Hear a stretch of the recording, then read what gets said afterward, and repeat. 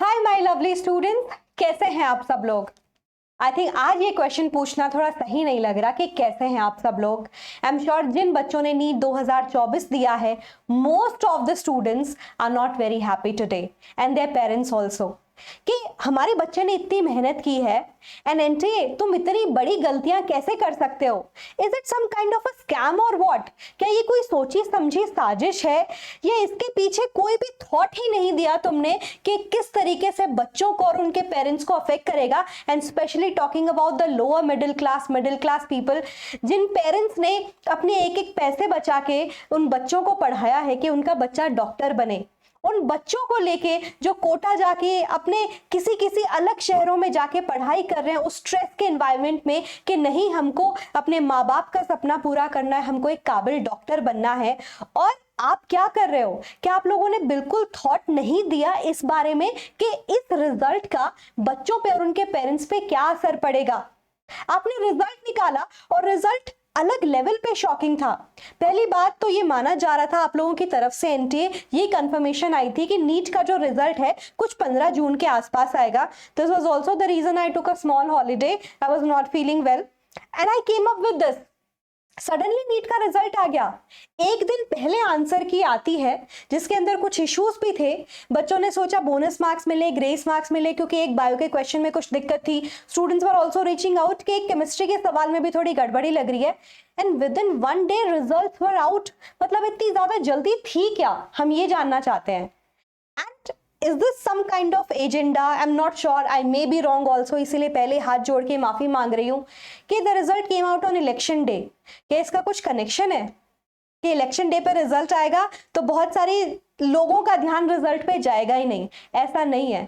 Doctor बनना आसान नहीं है। डॉक्टर बनने का जो ख्वाब देखता है ना, वो उसके पीछे बहुत सारी मेहनत डालता है और बहुत सारे सपने देखता है। तो आप उनके सपनों के साथ ऐसे खिलवाड़ मत करिए अपनी गलतियों की वजह से। आप सबको पता ही है स्टूडेंट्स कि जब से नीट का पेपर हुआ है बहुत सारी चीजें हो रही है। इवन नीट के पेपर के होने से पहले भी पहले सिलेबस को लेके कोई क्लैरिटी नहीं मिल रही।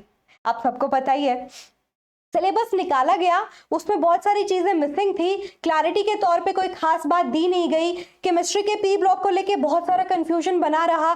बायो में इतने नए टॉपिक डाले और बाद में उन टॉपिक से कोई खास सवाल नहीं आए। मतलब ये हो क्या रहा है?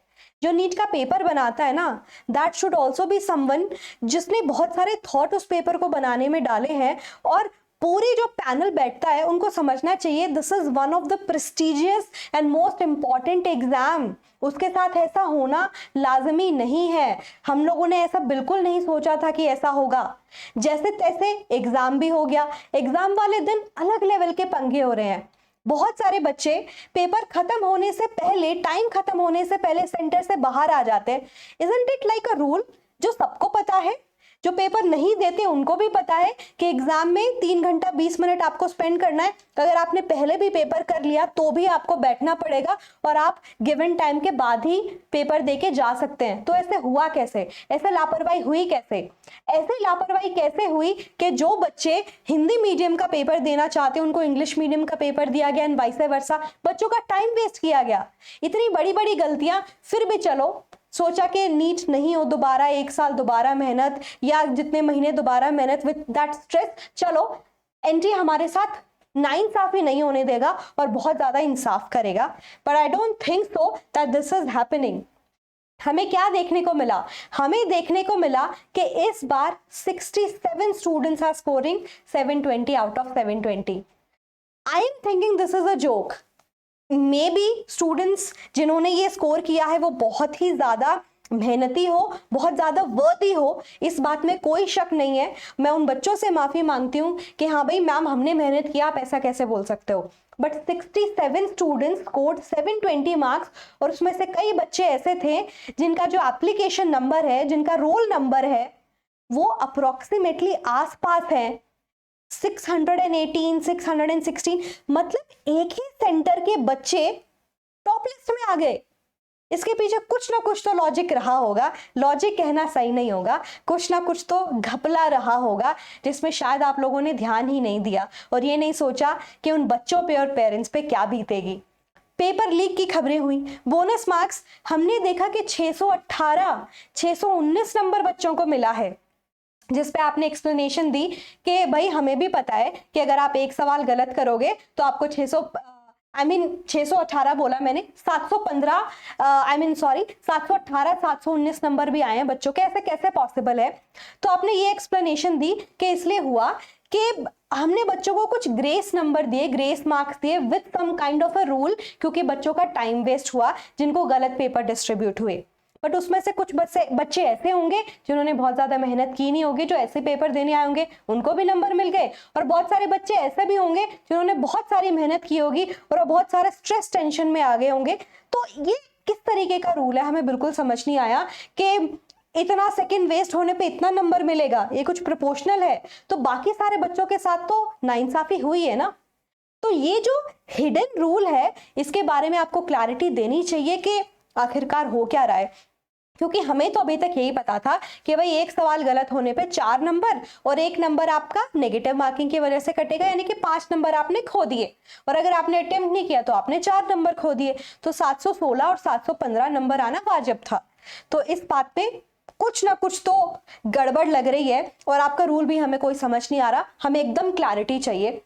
अच्छा, जैसे मैंने बताया कि इतनी हरी क्या थी रिजल्ट में, ये भी हमें डेफिनेटली जानना है। मैं आपको स्टूडेंट्स लेके चलती हूँ एक लिस्ट पे जो पूरा का पूरा नोटिस हमारा एनटीए ने दिया है। आप यहाँ पे देखिए, इन सारी बातों की आपको आंसर मिल जाएगा, क्योंकि यहाँ पे सारे बच्चों का रिजल्ट मेंशन है, ये सारी की सारी चीजें यहाँ पे दी गई है। मैं आपको क्या बताना चाहती हूँ, मैं आपको ये बताना चाहती हूँ, यहाँ पे कट ऑफ मेंशन है कि हाँ भाई अनरिजर्व्ड कैटेगरी के बच्चों को 50th परसेंटाइल तक स्कोर करना था और आपके नंबर 720 से 164 मिनिमम नंबर हुए तो आपका नीट क्लियर होगा।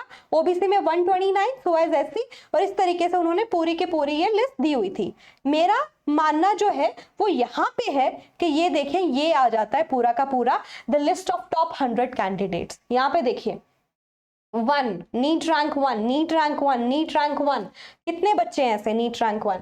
अगले पेज पे बढ़ते हैं हम, 53, और यहाँ पे देखिए 67 बच्चे नीट रैंक 1 स्कोर कर रहे हैं। नीट रैंक 1 तभी आएगी जब 720 में से 720 नंबर मिलेंगे। बट आप सोच रहे हो क्या आपने भी कभी सोचा था कि हम 720 नंबर भी लाएंगे और हमें एम्स दिल्ली नहीं मिलेगा? क्योंकि एम्स दिल्ली में तो सीट्स लिमिटेड है ना बच्चों। अगर सारे के सारे बच्चों को, आई गेस 60 के आसपास सीट्स हैं, 55-60, तो सारे बच्चों को चाह रखी कि हम एम्स दिल्ली में जाएंगे, हमने परफेक्ट स्कोर भी कर लिया, बट हमारे पास एम्स दिल्ली का ऑप्शन ही नहीं है। तो अगर आपको लग रहा है कि इस तरीके का रिजल्ट आ सकता है, हमने पेपर ऐसा सेट किया है, तो आपको ये भी तो ध्यान देना चाहिए कि नंबर ऑफ सीट्स भी उसी प्रोपोर्शन में बढ़ाई जाए कि बच्चा मेहनत करे, पेरेंट्स अपनी हार्ड अर्न मनी बच्चों पे लगाए और उनके पूरे प्रोसेस पे लगाए, आपके ऊपर भरोसा रखे और बच्चे को उसके मन चाहे कॉलेज में एडमिशन भी ना मिले। इसमें क्या बच्चे की गलती है, क्या एक पेरेंट की गलती है? क्या आपको नहीं लगता एनटीए कि आपको इन सारे सवालों के ऊपर पहले से सोचना चाहिए था और एकदम इतने बड़े लेवल के एग्जाम पे बहुत सारे थॉट्स देने चाहिए थे? उसके अलावा और दूसरी बात जो हमें देखने को मिली, यहाँ पे देखिए ये सीरियल नंबर देखिए, ये जो रोल नंबर है 230 70 10 333 403 460, ये वाले जो आप ये देख रहे हो, ये वाले लिस्ट के जो नंबर है 230, इतने सारे बच्चे kind of scoring almost a similar marks. ऐसा कैसे पॉसिबल है? एक सेंटर के बच्चे हुए ये, तो कुछ तो गड़बड़ है। तो इसीलिए ये वीडियो, क्योंकि इस बार मैं आपकी टीचर अनुभा मैम और सारे यूट्यूब के जितने भी टीचर्स हैं, सारे आपके ऑनलाइन टीचर्स, आप सारे बच्चों के साथ और आपके सारे पेरेंट्स के साथ खड़े हैं और हम उम्मीद करते हैं कि एनटीए इसके ऊपर जल्दी जवाब देगा। और जवाब, हमें ऐसा कोई जवाब नहीं सुनना कि हमसे गलती हो गई, आप एक प्रॉपर हमें फैसला बताइए कि आप इसको कैसे डील करने वाले हैं। क्या नीट का एग्जाम दोबारा होगा? क्योंकि इतना आसान नहीं है, इतने करोड़ आप लोगों ने पैसे खर्च किए हैं इसके ऊपर, इस एग्जाम को कंडक्ट करने में। आपके ऊपर ये धब्बा है कि आप नीट का एग्जाम दोबारा कंडक्ट कराते हैं और बच्चों को और पेरेंट्स को सेम प्रोसेस से गुजरवाते हैं।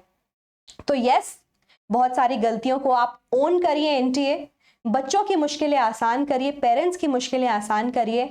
हम लोग पूरी की पूरी टीचर्स कम्युनिटी आपसे जवाब चाहती है और हम लोग एक साथ खड़े हुए हैं। तो स्टूडेंट्स, आप जितने भी टीचर्स को फॉलो करते हैं आप उनको भी मेंशन कर सकते हैं, चैट के अंदर, कमेंट्स के अंदर टैग कर सकते हैं और सारी टीचर्स कम्युनिटी को चलिए एक साथ लेके आते हैं और एक PIL रखते हैं कि हाँ, हमें जवाब दो और जल्दी जवाब दो और ऐसी गलतियां दोबारा मत करो कि किसी भी बच्चे को, किसी भी स्टूडेंट को इन सब चीज़ों से दोबारा गुजरना पड़े। चलिए स्टूडेंट्स, मिलते हैं जल्दी, देखते हैं NTA क्या जवाब देता है। तब तक के लिए शुक्रिया, बाय बाय।